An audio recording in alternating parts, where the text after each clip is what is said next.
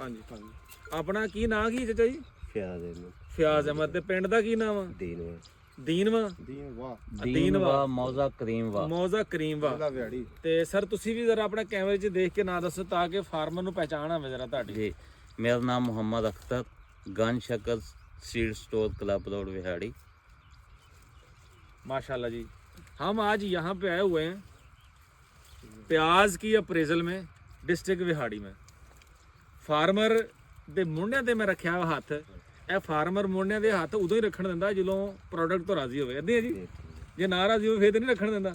ਅੱਛਾ ਮੈਨੂੰ ਹੁਣ ਇਹ ਦੱਸੋ ਇਹ ਸਕਾਰਲਟ F1 ਜਿਹੜਾ ਲਗਾਇਆ ਵਾ ਇਹ ਹਜੇ ਤੱਕ ਤੁਹਾਡਾ ਤਜਰਬਾ ਕਿਦਾਂ ਦਾ ਰਿਹਾ ਇਹਦੇ ਬਾਰੇ 'ਚ?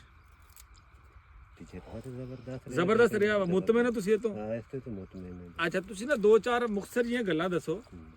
ਹਾਈਬ੍ਰਿਡ ਜਿਹੜਾ ਨਾ ਅੱਜ ਕੱਲ ਪਾਕਿਸਤਾਨ ਦੇ ਵਿੱਚ ਮਸਲਾ ਕੀ ਆਇਆ ਹੈਗਾ, ਜਿਹੜੇ ਹਾਈਬ੍ਰਿਡ ਜਿੰਨੇ ਵੀ ਲੱਗੇ ਸੀ ਨਾ ਉਹਨਾਂ ਚੋਂ ਤਕਰੀਬਨ ਅੱਧੇ ਤੋਂ ਜ਼ਿਆਦਾ ਹਾਈਬ੍ਰਿਡ ਇਦਾਂ ਦੇ ਨੇ ਜਿਹੜੇ ਨਿਸਰ ਗਏ ਨੇ। ਬਿਲਕੁਲ ਦੋ ਚੀਜ਼ਾਂ ਹੁੰਦੀਆਂ ਪਿਆਜ਼ ਨੂੰ ਨਸਰਾਤ ਤੋਂ ਬਚਾਉਣ ਵਾਸਤੇ। ਇੱਕ ਤੇ ਹਾਈਬ੍ਰਿਡ ਦੇ ਵਿੱਚ ਵੀ ਪੋਟੈਂਸ਼ੀਅਲ ਔਰ ਬਰਦਾਸ਼ਤ ਹੋਣੀ ਚਾਹੀਦੀ ਹੈ।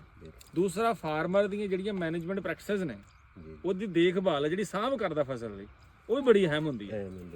ਤੁਸੀਂ ਇਹ ਦੱਸੋ ਕਿ ਇਹ ਸਕਾਰਲਟ ਦੇ ਵਿੱਚ ਤੁਸੀਂ ਦੋ ਚਾਰ ਚੀਜ਼ਾਂ ਮੋਟੀਆਂ ਕਿ ਬਿਜਾਈ ਕਦੋਂ ਕੀਤੀ, ਸ਼ਿਫਟ ਕਦੋਂ ਕੀਤਾ?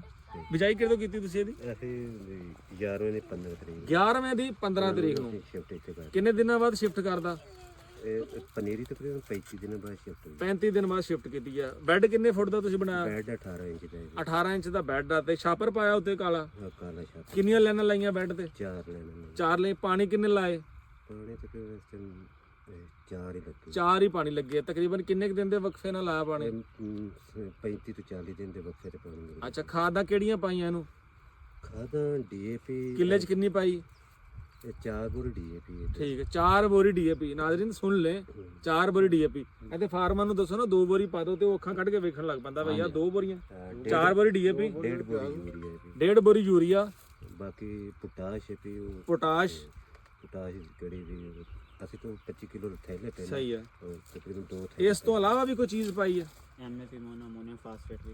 हाँ ऐसी चीजें भी इस्तेमाल की गई। सल्फर वगैरह पाया है? सल्फर पाया।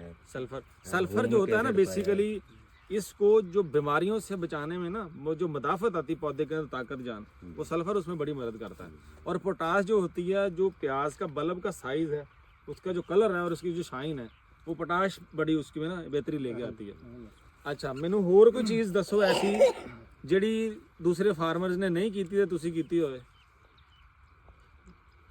ਤਕਰੀਬਨ ਮੁਸ਼ਤਰਕਾ ਹੀ ਕੋਈ ਮਤਲਬ ਇਹ ਪ੍ਰੋਡਕਸ਼ਨ ਟੈਕਨੋਲੋਜੀ ਤੁਸੀਂ ਕੋਈ ਬਹੁਤ ਸਪੈਸ਼ਲ ਨਹੀਂ ਹੈ। ਹਾਂ ਉਹੀ ਆਮ ਪ੍ਰੈਕਟਿਸਿਸ ਨੇ ਜਿਹੜੀਆਂ ਹਰ ਫਾਰਮਰ ਕਰਦਾ। ਆਮ ਰੂਟੀਨ ਵਾਲੀਆਂ।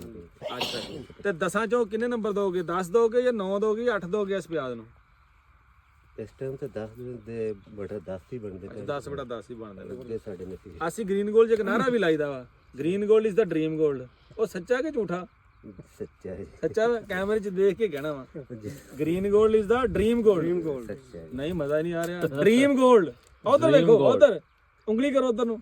Dream gold. Dream gold. Dream gold. Yes ਠੀਕ ਹੈ।